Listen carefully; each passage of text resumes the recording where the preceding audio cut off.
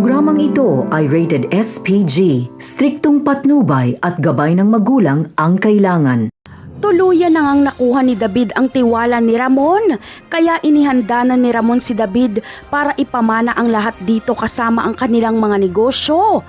Binigyan ni Ramon ang baril si David at isinama din ni Ramon si David sa kanilang laboratory ng droga. Ayon kay Ramon ay balang araw daw ay si David na ang magpapatakbo nito. Ngunit tila maglalaho ang lahat ng swerte ni David dahil sa bibihirang pagkakataon ay magtatagpo si Ramon at Tanggol.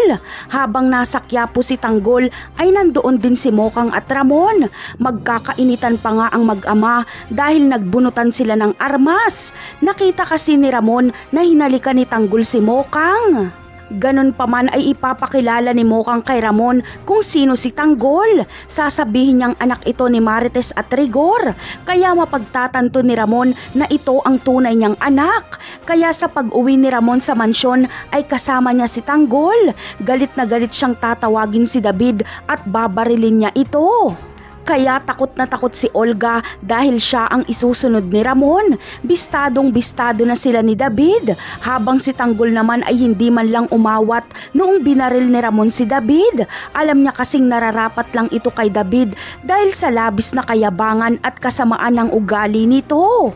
Kaya naman, tuluyan na ngang nakita ni Ramon ang kanyang tunay na anak.